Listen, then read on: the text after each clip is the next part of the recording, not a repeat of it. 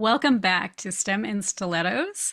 And I'm very excited to have you all with me today. We're going to discuss redefining resilient, moving from burnout to balanced with Dr. Manisha Ghimire. I'll get it. I'll get it.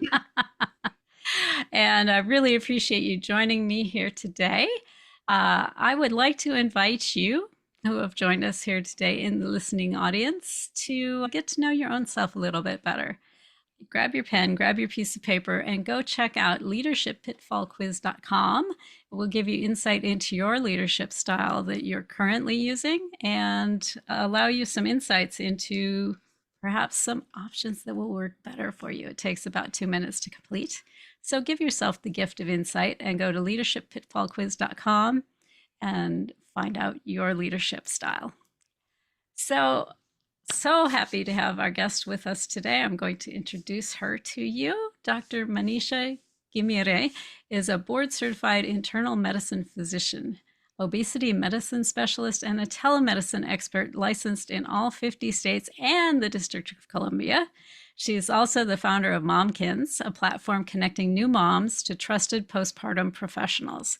As an immigrant mom and physician, Manisha faced deep postpartum gaps, even with medical training.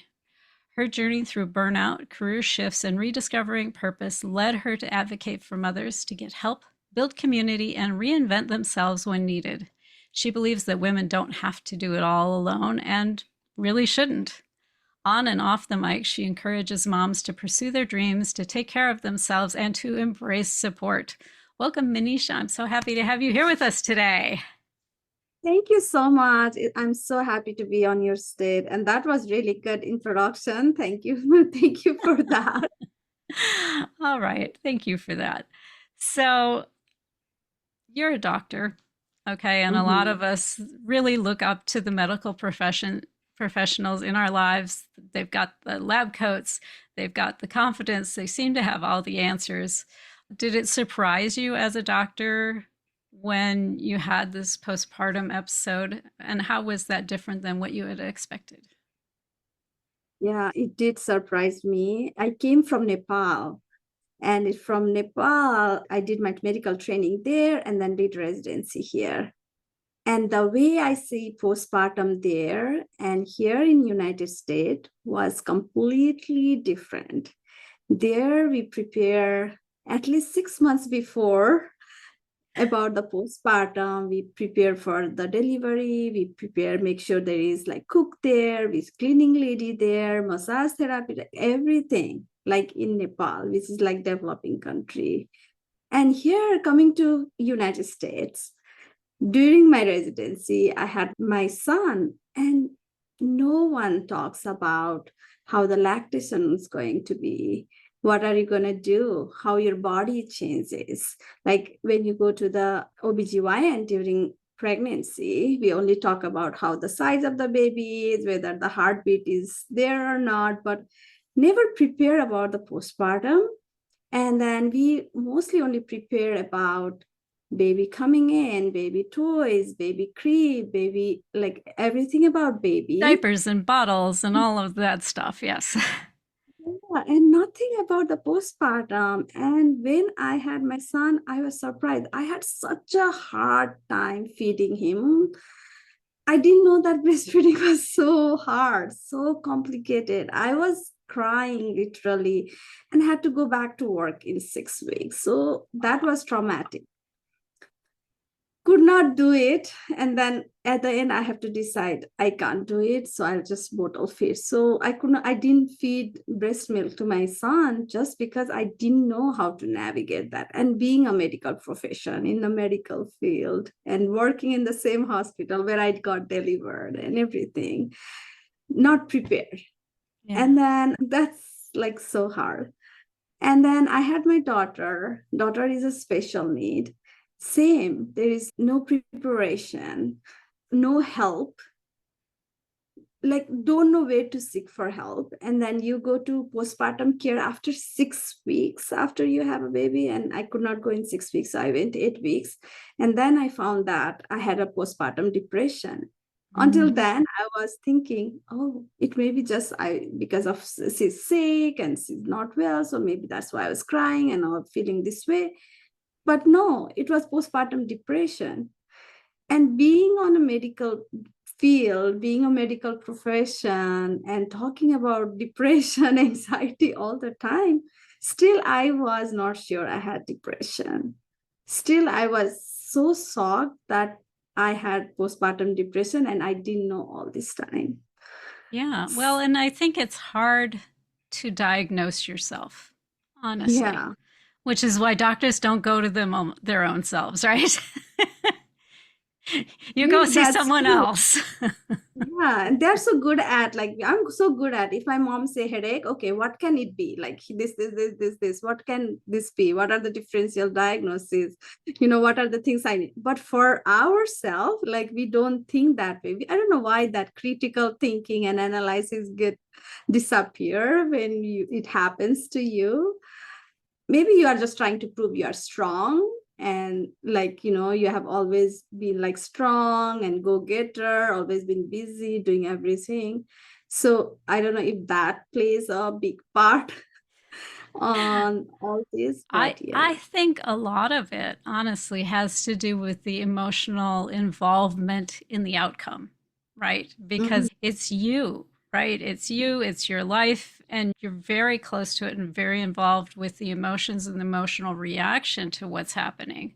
Whereas when Mhm. you're in that differential diagnosis state, like you are with your Mhm. mom, you're not deep Mhm. in the emotions around that headache. Mhm. You can kind of step back and go, okay, well, there are a few options here. Let's rule a few things out. We'll rule a few things in, and then we'll figure it out. Yeah, Yeah. yeah, that might be true. So I think it's actually fairly common for women to Mhm. go through a postpartum depression after they've had a child. I think there's perhaps some shame around that because there's Mhm. this expectation in your family, in your community, that this is the happiest moment of your life, right? Yeah, But that's so there's a true. lot of stuff going on. There's a lot of adjustment happening in your life, in how you're approaching your life, and in your body, because your body Mhm. just did this amazing thing and brought this human being into the world. And now it's done doing that and it's moving into a whole different mode again. So true. Yeah. And then just hormonal imbalance. And, like, you are now not just taking care of yourself, you are also taking care of that newborn, and you are a mom, and your identity is saved. Now you are responsible for not just yourself, but other human beings. That's part of you that you love more than yourself. So yeah, a lot of hormonal, emotional, even physical changes. That's all new. And that definitely can cause depression. And so many moms suffer from postpartum depression, for sure. And a lot of our, like, just postpartum blues, it goes away, but most just stick around for a long time. Well, yeah, I think a lot of people don't realize how long depression can linger on. Um, Mm-hmm. and I come from a family that's predisposed to depression to start with, right? So I know a little bit of which I speak here. Um, Yeah. you kind of get used to it if it's something Mm-hmm. that's been lingering on for a while, and you just think that, well, this is the way life is.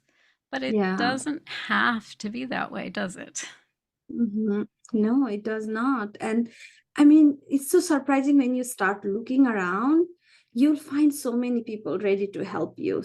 Like, just not like talk to you. Even talking to someone will, like, let so much stuff out and you feel so good.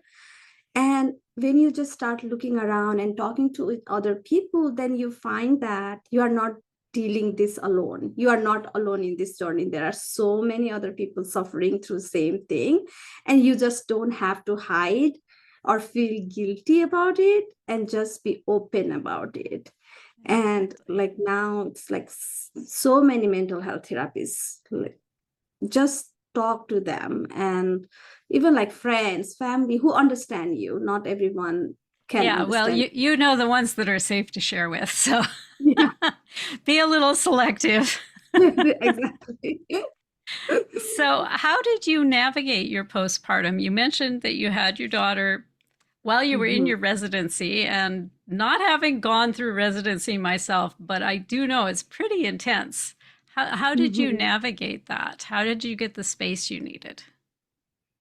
It was hard. It was challenging. I had my mother-in-law came and visited then, but she's from Nepal too, and she doesn't know much stuff of here, like how to raise kids, how to even put the diaper in. So it was just me and my husband doing most of the stuff. So that's the reason I felt so lonely, so empty. And that's one of the reason why I started Momkinz, because I felt that this is the thing that we don't talk enough about. This is the thing we don't seek help enough. And just talking to other moms, I feel that it was not just me that was going through it alone. So there are so many moms out there who goes through the same thing. For me, the most one spouse, like husband support, was so critical for me. Then he was really supportive, and I used to talk to him and really navigate like whole postpartum. So that really helped me overcome part. And then later hiring helped me a lot. And that kind of, because I was also working, I started working nights because I had to take care of my daughter during the day. And that's itself was rough, because now all my cortisol levels are high. I'm not sleeping enough, coming back Yeah, home. your biorhythms are whacked because you're doing night shift. Yeah. I did hire someone to help me, but like I said, it took me almost 5 years until she was 5 years old. I went and on. Like, I feel like that it lasted me that long until I figure out, okay, this is not normal that I'm going through. I need to change things around. I need to get out of this night shift. I need to do something for myself. It took me 5 years. Wow. What was it that finally made you like reevaluate how you were approaching your career? Was there a last straw? Last straw was Tony Robbins conference. That's a good last straw. I like that. If you're going to have a last straw, make it a Tony Robbins conference. I know, it was like I have been thinking about it and was not sure. I'm like talking to so many people what I can do to like get out of the night, and nothing seemed working. And I was not feeling like, like I was unsecure. Like I was not sure if I leave my like night job, I will be able to perform well during the day, or if I'll be good enough during the day, because it was like 5 years since I work day shifts. Right. And your body does adjust after a while as much as it resists initially. Yeah. And then I went to UPW, which is Tony Robbins, one of the events in Tony Robbins. And he like, I clearly see him like saying this, is this the future that you want to see? And then I was like, no, this is not the future. I don't want to Absolutely not. I'm not going to see myself doing night for next 10 years. No, this is not me. So then I called my husband then and there after the conference. I called from the hotel room crying that I'm going to resign my job. And my husband was like, please come back first. Let's Please come talk. talk to me before you do anything irrevocable. That's not an so, unreasonable ask. so I came, and then I came home and I talked to him. No, this is not what I see. And then I resigned the next day. Like literally next day I put it my resignation letter, and then it took me 3 months to get out of the work. Yeah, it can be scary to take a step like that. Did you have a plan when you resigned, or it was just like, I know this is not it and I'll figure it out after? So I had 3 months, right? Because you have to wait 3 months before you can like complete it. You have to give 3 months notice. Then I was like, I will figure something out that 3 months. Yeah, That's three my months is a that nice runway. Yeah. Yeah. And then I was already talking to my friends who are doing telemedicine and talking to them how to get the licenses. And then I was like, this is the time. This is the time because I want flexibility in my life. I want enough time with the kids. I don't want to work nights. I don't want to work weekend. And this is the best thing I can do for myself. So telemedicine is the best thing to do. Then I went all in with the telemedicine. I got all state license. It took me 8 months, but by 3 months, I had like around 20 license. Yeah. So it was a good start.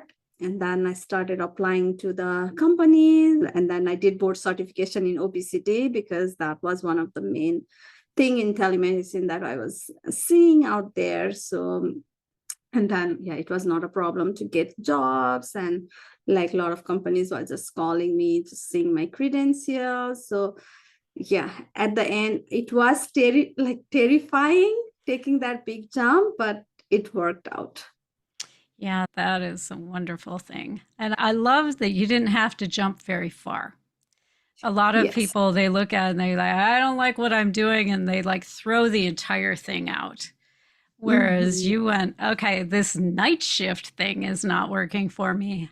How can I Hmm. find something that's going to flex with me better? Exactly. So yeah, I didn't want to give up medicine because I love practicing medicine. I love what I do. I love taking care of the patients. I just love that. And I didn't want to throw everything away completely. So then you just have to find, and then like I said, talking to other people who have done something differently and trying to figure out if that works for you, because I did speak with a lot of individuals who are doing multiple things in medicine. Some are in research, some are in pharma, some are in telemedicine, some are just hospitalists, and so some are in specific medicine. So you just have to figure out what works for you and then just go for it. I love it. So you mentioned that you started to seek some support to help you as you were going through this. And I love Mhm. that you started kind of building your own little community. Tell me Mhm. how you decided to seek support, where you started garnering your support, because I think it was probably more than just hiring someone to help you. No, yeah, it was because, like I said, I was so confused. Hold on. So before going to Tony, because before taking that big step, I was really confused for like 6 or 8 months. And then I was like, I need to hire someone. And then I started hearing about the coaching program, coaches, and then I was like, who will be the best coach for me? Then since I wanted to do something in medicine, I wanted to make sure I have medicine related codes. And so that's how, just trying to explore. The one thing that I heard and learned and listened so much is like, you can only do so much, and you have to figure out who has done that you want to do, so that, and then follow him. So one, you can mentor, the other, you can just coach with them and they are able to help you. So that was my goal, and I was ready to invest that on myself because it was long time that I haven't invest on myself. And I just thought like, it is a time that I want to invest myself. So, and that's what I did. I found one good mastermind that really resonate with me. There are a few entrepreneurs and few telemedicine people who has done, and that's how it gave me a courage to do what I'm doing now. So it really, really helped me. I like that. We are up on our first break already, but when we come back, I want to dig into that a little bit more deeply because I have Sure. a feeling it goes even beyond getting a coach. And I want to get into all the little cracks and crevices and find out. Yes. So, I like to give a little bit of homework over the break. And what I'm going to suggest to those of you who have joined us today is grab your pen, grab your piece of paper, and I want you to create a list of the places where your life is pinching right now. Is it that you're trying to juggle getting too many kids to too many places? Is it that everybody in the office comes and dumps their stuff on you when they need additional help? What are the things that right now are pinching in your life that aren't working quite right for you? And then hang with us. We'll be right back from the break. All right, continue. Oh, check it loud, the world here. Tech is ours and we show no fear. No fear. No fear. No fear. Thanks for hanging in with us through the break. This is Zofia Morales, and I am back with Manisha Ghimire.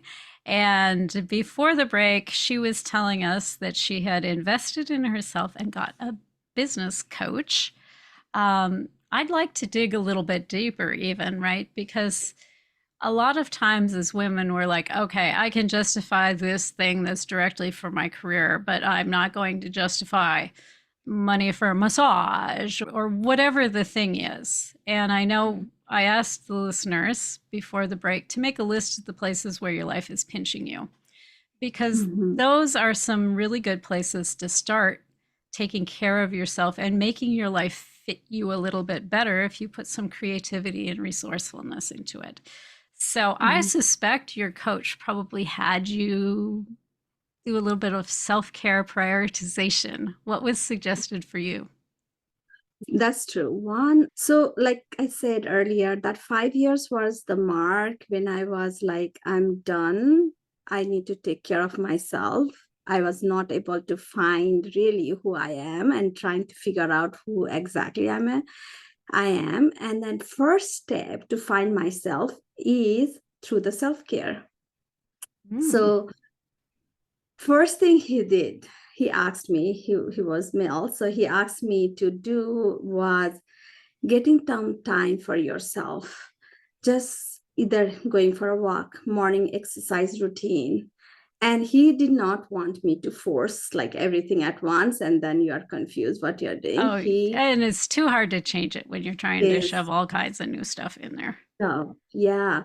So first thing first, I hire someone to free my morning because my morning was so busy taking care of the kids, sending kids to school. So if I had that morning part free for me, then I can really take care and do things for myself. So that was the most important thing. So I hire someone who can come home, get ready for school and drop them to school. And that was the first part. And then, so once that my time is free in the morning, so I wake up around 5:30. So then I have that and I do like to spend time with kids before they go to school. So I have that half an hour where I just spend time with them before they go. So I play with them so I don't feel guilty. So that is one part too, right? Well, and why do you want to give up the fun part of momming, right? Yeah, exactly. So yeah, because people think, oh, you hire someone, they'll go to school, but for me, it was like I work out. I do meditate during that time. I started very slowly. I was really lazy in working out. So I just started like 10 minutes and then meditation, just one at a time, putting things together and making that morning time free. That was a huge thing for me because now I can meditate, now exercise, I will read books, and then I'll feel so fresh while playing with the kids. Like that half an hour, we have so much fun. We play cards, we just talk, we snuggle, do all sorts of things before then I'll say bye to kids. So that then my morning itself is so amazing.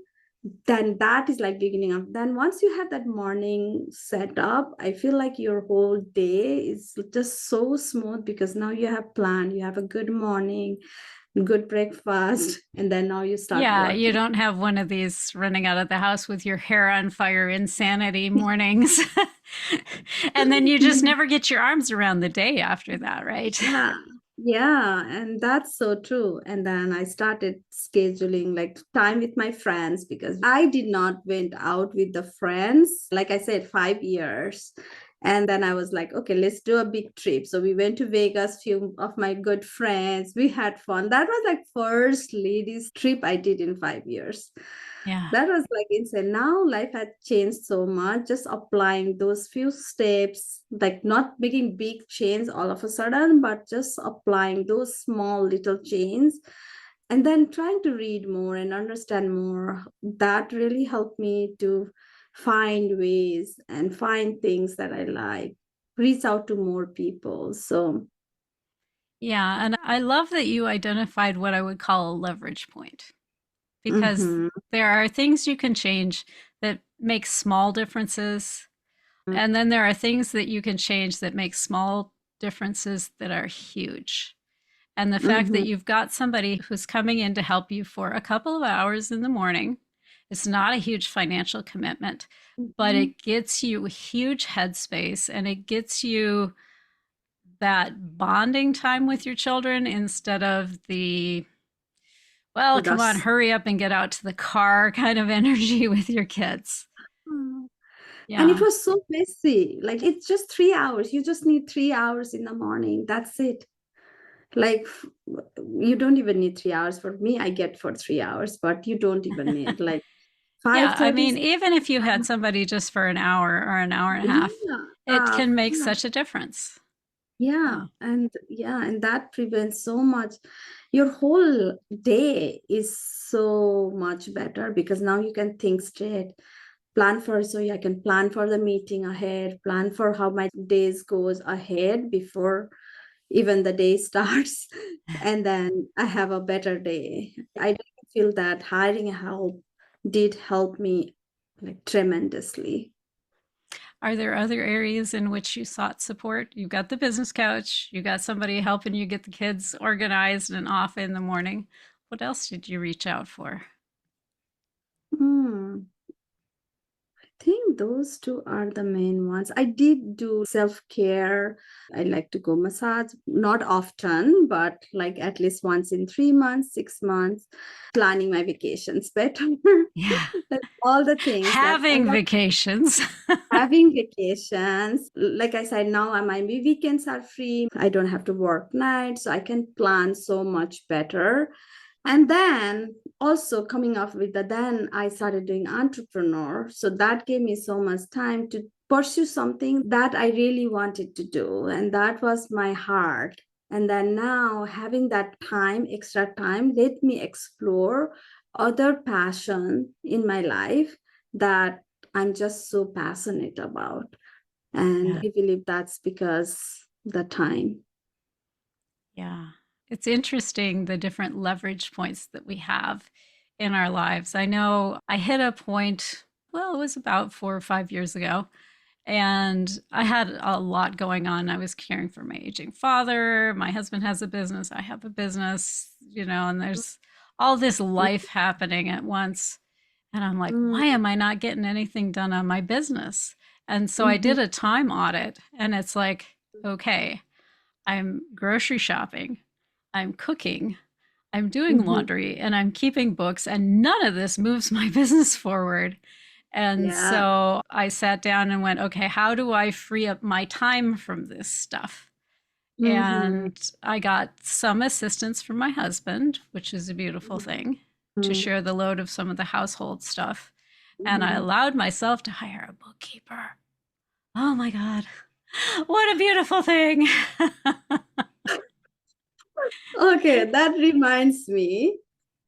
So the one that I hired in the morning, she does my laundries, she does my dishes, and she does clean after kids. So that's already saving me so much time, so much energy that I don't have to think, because I hate doing laundries and folding clothes, Oh, especially folding them and putting them away. And then like she drives my car, my kids to the school, and then if I need to clean the car, she will clean my car and bring her home. oh, how wonderful. Yeah, Yeah, that so that sounds even better. I just hired a laundry service that came and picked it up at the doorstep. that's awesome. I don't do laundry, but I don't go to grocery or mall to buy stuff. Everything is online, so I just order food from Costco or Whole Food, they get delivered. So I don't do any of that. I actually don't like going to the malls, buying clothes or anything. Yeah. So it's just draining for me. I would rather do something else. Yeah. Delivery is a beautiful thing. Yeah. And bookkeeper, that I didn't know that I had to hire a bookkeeper after like business, doing all this medical practice, telemedicine, because I was thinking all this time I can't do it myself. Bookkeeper costs too much money and I'm not financially there enough, like there to hire a bookkeeper. I was so wrong. So my husband was like, yeah, I was struggling so much because I'm not good at numbers. I don't like numbers. And every day I would be like irritated doing all this number, like monthly, or like I didn't even do monthly, I do 6 months. So I was so I feel you. I would avoid it as long as humanly possible.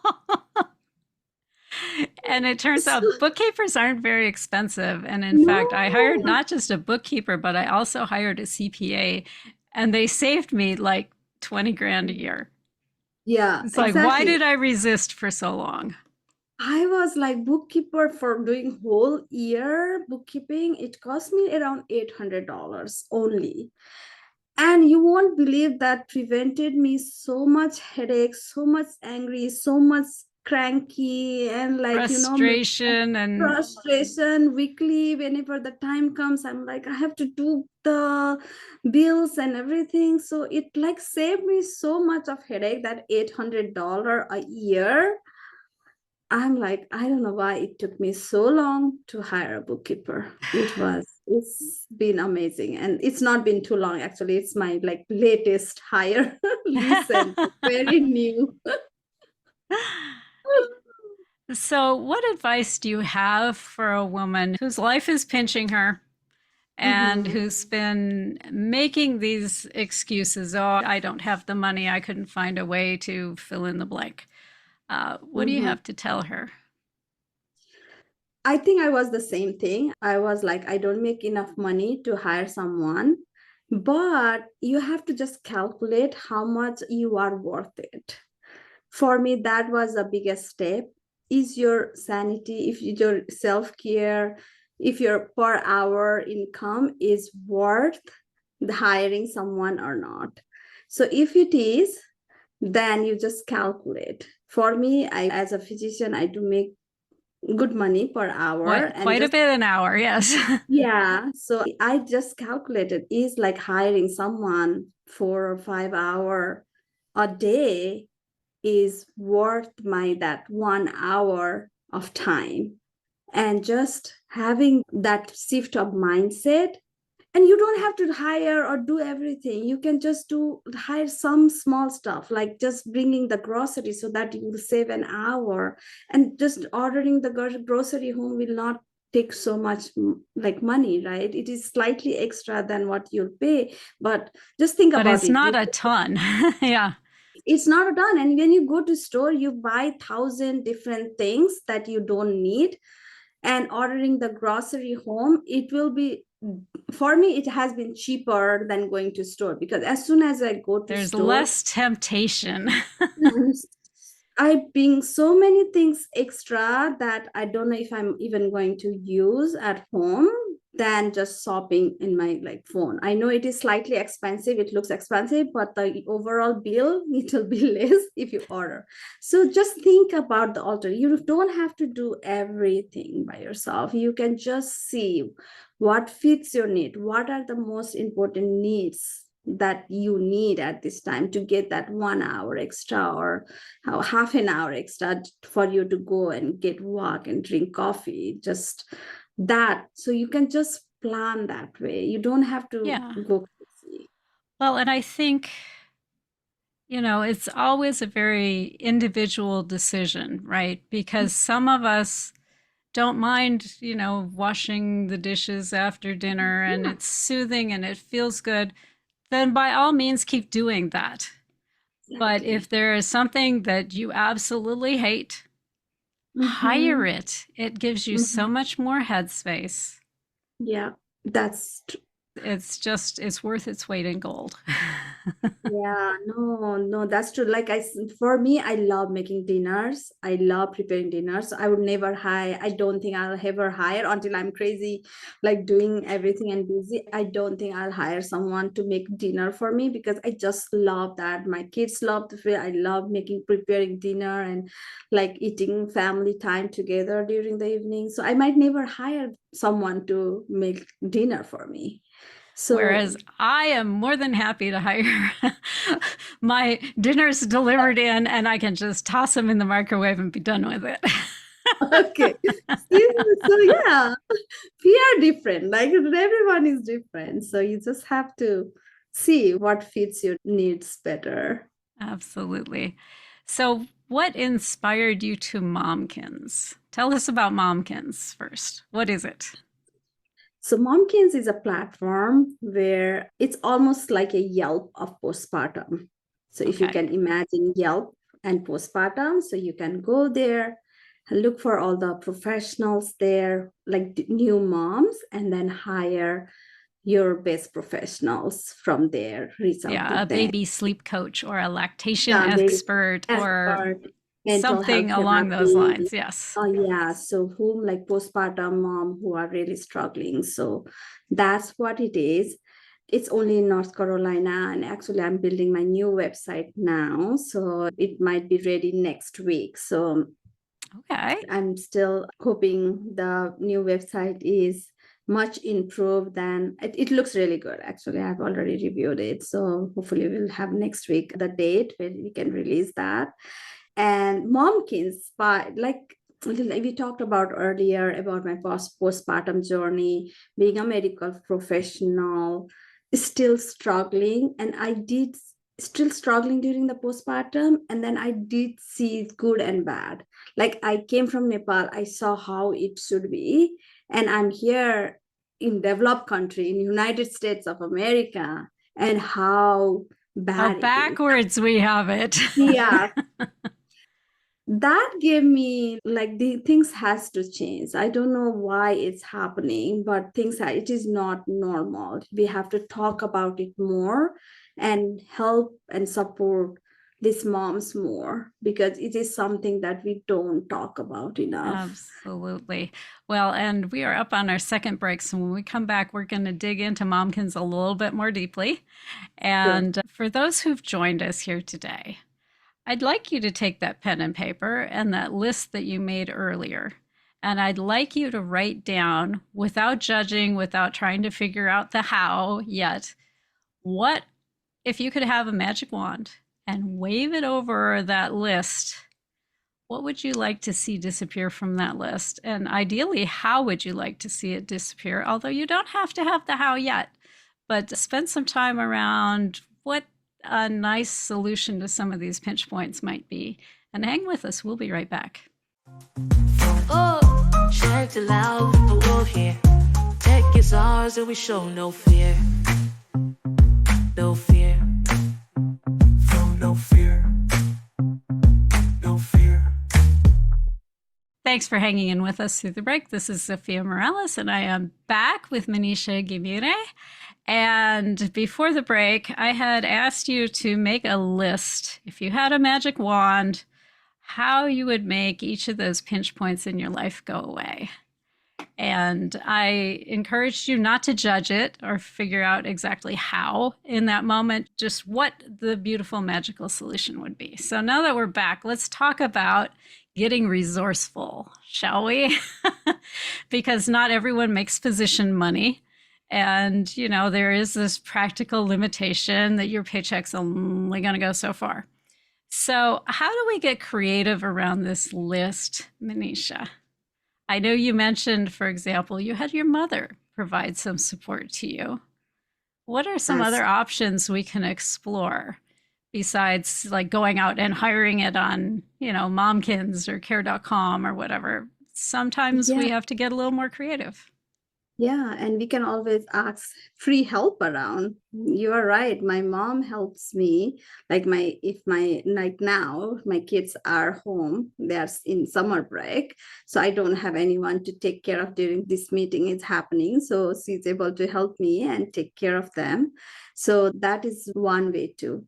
And I think like we talked during the break about the hourly rate. If you think certain things works less than 1 hour of how much money you make an hour, you should definitely do that. And we talked about the Instacart. We did not take money, a lot of money. It's like Yeah, $10. it's relatively inexpensive to delegate that out. So if you're making more than $10 an hour and you would spend 2 hours grocery shopping, guess what? You're ahead of the game by hiring Yeah, it to Instacart. exactly. Yeah. And so, Well, and one of the things that we talked about, you mentioned you love to make dinner. You wouldn't hire that out to probably ever. Okay. Whereas I mhm. don't like to make dinner and I would Mm, hire that in. Well, if yeah, you're talking to friends of yours, you can trade stuff, right? If you love yeah, doing the laundry, do the yeah, laundry for her and for you, and then have her shuttle the kids around if that's what you don't want to do and that's making you pull your hair out. You know, there are ways you can trade with other people. And yeah, you're probably, I don't know if you're doing the same amount of work, but at least you're doing work that you enjoy instead of work you mhm. don't enjoy. And that I in love itself can be a relaxation and a release. I love that idea. I love helping each other. That dinner was a great example. The other thing I was thinking is like for me, because okay, I like homemade dinner, but I can't prepare dinner every day. So I will just make it a bulk, freeze it, and then whenever my kids want or my family wants dinner, I can pull it back of the freezer, give them a food. It's homemade. We can all enjoy at a time. So you don't have to think about it every day. That means you also like what you're doing, but also that is something creative way that you can bulk do the things and then not worry about them like every Yeah, day of a week. exactly. I did something with some friends of mine a few years back that was kind of fun. We would get together on the weekends, and as you had Mhm, said, we would make several dishes. mhm. And then we would like mix and match. And it's like, okay, so I've got 2 servings of the spaghetti and I've got 2 servings of the, whatever it was. And so it was a lot of fun. It was social. Everybody cooked. Everybody got a week's worth of meals and went home with it. And it was a wonderful way to keep the freezer stocked without spending extra money. And I got to see friends and socialize, and it was a very budget friendly way to get it done. Yeah, that's a great idea. I love that. Yeah, yeah. So let's see here. Let's think about this for a moment. I promised to talk more about Momkinz when we came back. How did Momkinz come to be a thing? How did this spring out of your own journey and your own recovery from postpartum? Just like I said earlier, it was really hard. Like I didn't know about lactation. I didn't know about perinatal mental health therapies. I went through so much during that time and I didn't know where to go and seek for help. No one talked about it. Not OBGYN, not the pediatrician. OBGYN will see you after 6 weeks and that's done. Never asked me to follow up visit, even though Mm-hmm. I was diagnosed with depression. They never call me or follow up on me, like what's going on with you, are you still alive? And then like lactation, I had so much hard time and I didn't know, like there was so many unknown things, and that's what created the what do you call spark or something. Like when you think back, what are the most things that you have done in your life and what are the most hard time in your life, what was the most challenging time in your life, And every day I would just go back to the same hard time, same thing. And then I would talk to other moms, like, how are you doing? And everyone would have some kind of someone, not everyone will have same issue, but someone will have lactation issue. Someone will have hard time figuring out the new baby, new routine, new family. So Getting the just baby to sleep through the night. Yes. time, lack of sleep, not having find the care, where to find the care. And then when I look at like platforms and Google, there is no single platform that provides one all in one. It's all scattered. You have to go to different person, individual profile to really figure out. You are not sure whether they are reliable, and then like it was really not a reliable thing. Like in the Google, you Yeah. just all Really night. kind of catch as catch can. Yeah. Yeah. So I wanted to be a platform where mom will be able to trust. They will have all the answers that they are not trying to figure out through all the blog posts. And then if they decide that they need help, it should be there. Everyone needs to be verified so that people can trust them. Yes, Like you all know you're the dealing with a real person. person and not like random people. So just I want to make sure those are really verified and they know what they are doing, and then only have them in Momkinz so that moms are feel safe, secure, they have all the resources they need during the postpartum. And I feel like if I was there in postpartum and I had something like Momkinz where I can trust and really verify, have all the information, that I would really have used that platform. So just thinking that for all the moms out there who is just trying to figure out things now when they are pregnant or in postpartum, have one resource so that they don't have to struggle. And Yeah, exactly. Because you're dealing with enough. You already have the crazy hormones and baby brain and all of that stuff going on. Yeah. yeah, exactly. Keep it simple. Mm-hmm. I Yeah. love that. So what is the big lesson that you took out of your journey? What is the one big thing that you would want to share with the listeners today? It's not easy, but you have to take your first step. That's the most important thing. You have to take care of yourself. Self-care is number one priority, because if your cup is not filled, you can't pour from the empty cup. So you have to make sure your cup is full. Self-care, make sure you are able to take care of the other family members, other needs that you have around the house, around your family, around your work. Then it gives you more satisfaction. One, don't be shy or don't stay away from finding help. That's how you will grow. That's Yes. how you'll see changes. And it does not have to be, now I'm going to change everything. I'm going to exercise, do meditation, yoga, everything at once. I'm tired. It doesn't have to be all at once. You can just choose what you don't like and then just do that small steps to change the things gradually. And the biggest lesson that I learned is, it's like regarding the entrepreneur, is like it's not as simple as you think. There can be a lot of challenges, but you just have to know where you are going and take one step at a time, and then you'll get there. Yeah, I love that. And they don't have to be huge steps, right?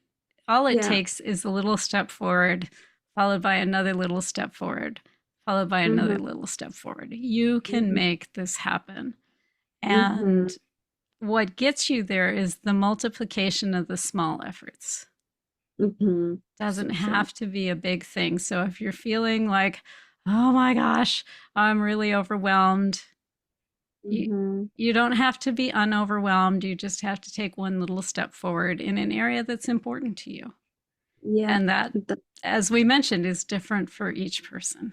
Mm-hmm. Yeah. And so look at your list and look at what's on that list and take a baby step towards freeing yourself from one of those pinch points. I love that. I love that. Yeah, one step at a time and you'll get there. Absolutely. So we will have the link to Momkinz in the show notes if you want to go Okay. check that out. You mentioned that it's North Carolina right now. What are your plans for expanding that? So I wanted to first be more successful, grow my business here so that I can help moms out here really close way, because I live in North Carolina. So that's why I'm starting here. But I do want it to help all the women all over US. So it will be coming, but one step at a time. One step at a time. We're going to make North Carolina rock. Yeah. And It then has we'll to expand become. out from there. I love that. I I love love that. that. And my brain just stalled out on me. So, what is your final word of wisdom for the listeners before we wrap it up today? We're getting right down to the end here. Self-care, make self-care your priority. Like I said earlier, you can't fill with the empty cup. So make your cup full before you start pouring on others. Hire help whenever you can. Be creative in hiring help. You don't need a lot of money. You just need an idea and creativity to make your day better. Yeah. And I find as women, we tend to be the place where the buck stops, but that doesn't have to be the case. You can delegate some of that out, right? Yeah. Because kids grow up, they become more responsible. And I think a lot of times we allow them to be irresponsible too long in the US. So, So delegating to your kids when it's appropriate and you're able to delegate to your kids, I think is an important part of forming those good habits. totally. And delegating to your husband. Yeah. Yeah. No, Because by I gosh, we're in this together. The household is on both of us. yeah, that's true. Yeah. And everyone in my house, they know that they have their responsibility. Each one have their responsibility and they needs to fulfill that. Like Yeah. my son needs to clean his room, make his bed every morning, put his clothes away. Like all of them, like my daughter is not able to do now, but my son, my husband, all have their duties and responsibility assigned to them so that it's not all me doing everything. Yes, absolutely. I love that. Thank you so much for joining me on this show today. It's been a real pleasure. Thank you. Thank you so much for having me. I'm so glad I was able to have this conversation with you. Yes, and thank you to everyone who joined us here today. I love doing this show. I do this show for you. Make sure to drop me a quick line, Zofia at steminstilettos.com. That's Zofia at steminstilettos.com. And share with me whatever is on your mind, on your heart. If you love the topic, if you hated the topic, if there's a topic you want to see, someone you'd like to see me talk to or take on, compliments, criticisms, it is all welcomed. And until next week, go out and be the beautiful, awesome, amazing wonder that you are.